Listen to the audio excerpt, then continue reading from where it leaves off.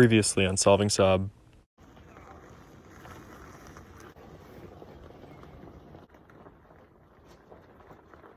I've lost quite a few pieces and parts from putting this thing together and taking it apart again.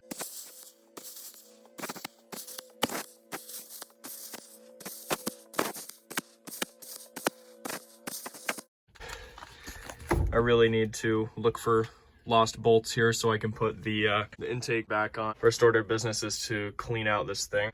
I'm gonna be vacuuming the interior, trying to get all the leaves and stuff, find any loose bolts that I can and throw them in the glove box. I know you can't see very well. There's a lever I'll show you when I get the seat out on the other side here. You lift up as you pull the whole seat forward, and then it basically just comes right off the slider. Right there. Pull that, slide it all the way forward, seat comes right out.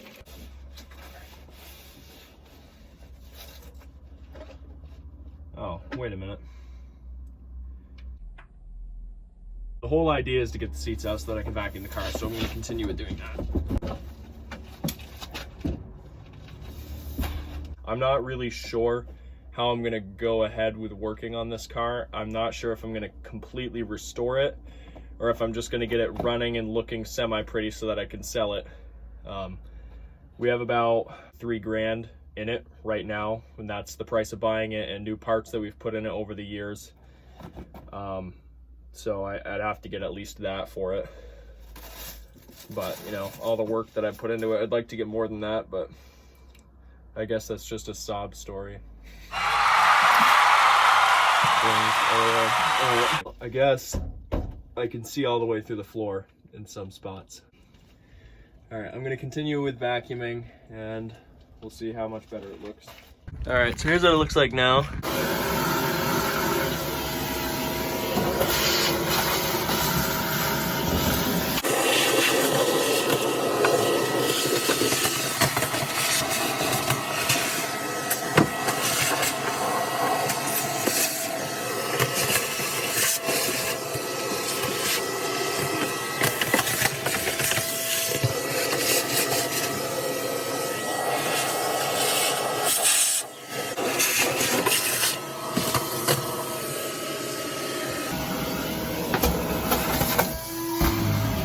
Oh shit, okay.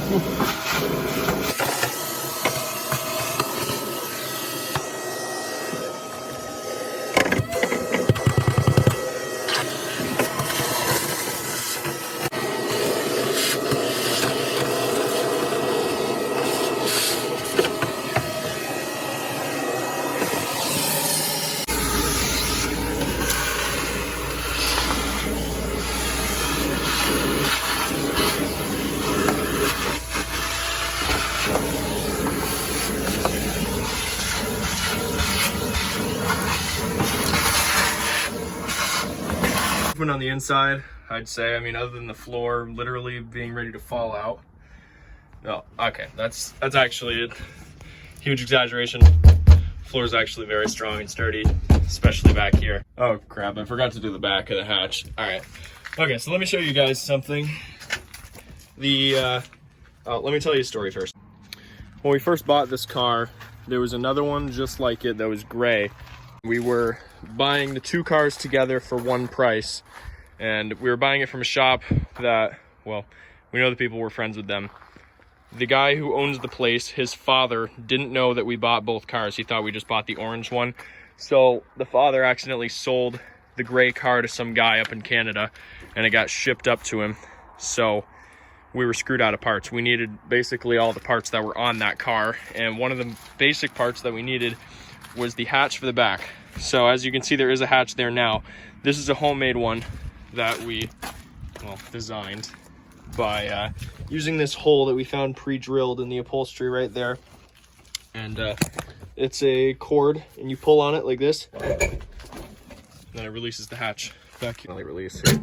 There we go.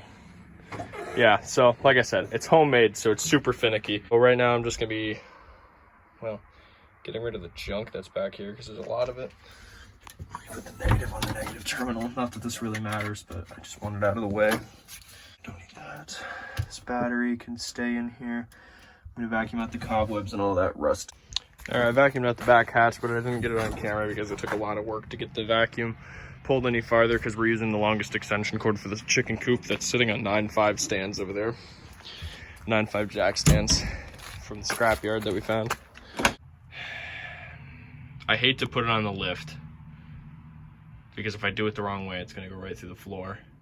I'd like to look under the car anyway, so I guess I'll just get it on the lift here. It's gonna take me a minute. Be right back. After about 20 minutes of trying to get this thing on the lift, I finally have the forks on it. The problem was this tire was a little flat, so I couldn't get that under there. And then my air hose would not reach my tire without moving the whole car, and I didn't want to do that because I already had 3 forks right where I needed them. So I just grabbed a jack, I lifted it up a little bit, and then shoved it underneath. Alright,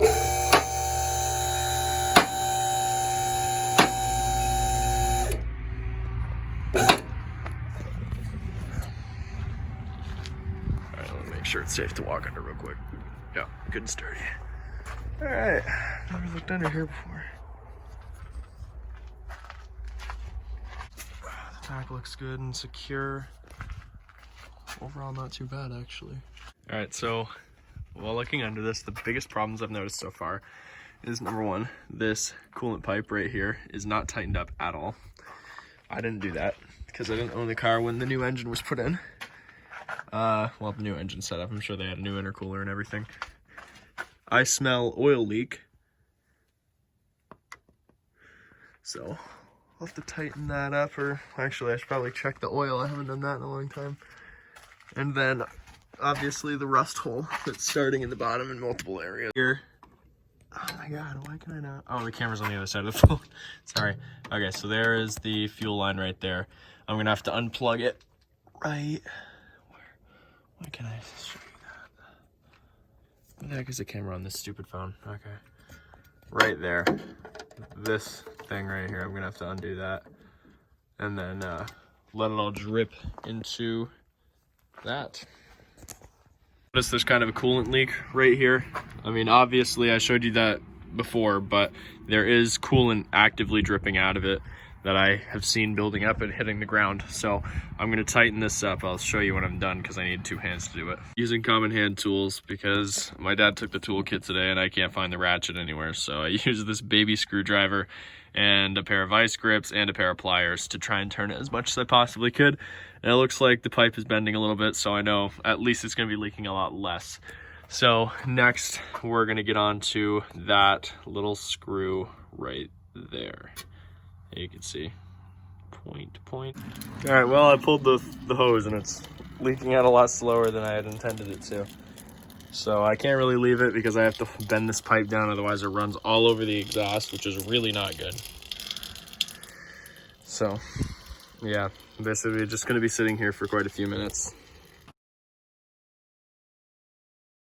All right, so we got all the fuel drained out over here. So I just vacuumed off this one seat because I found out that, well, behind here in the back, there was some, activity with bugs. So, I vacuumed all that out. I'm basically just gonna vacuum off this other seat over here. I'm gonna throw them back in the car. I'm gonna throw some non-ethanol gas in, and I'm gonna see if I can get it fired up.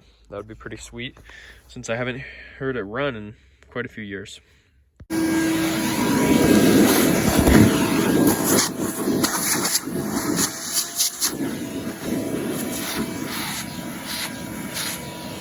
As much as I possibly could, but as you can tell, they're shot. So I don't even know why I'm trying. I guess just to clean it up and make it look a little bit nicer. I suppose I could reupholster those seats myself because we know how to do it. We have a machine for it. So yeah, I don't really know. I guess I'm gonna continue to use this one as the driver's seat since I'm pretty sure the buttons are on the same side. Yeah, the buttons are always on the right side.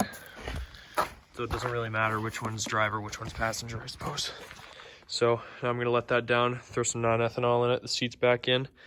I'm gonna check the coolant and the oil, and then we'll see if we can get it fired up. Next on Solving Saab. This ring right here, you pull on this. Notice that there was another port right here for the intake. Just have to find the bolt that goes in right there.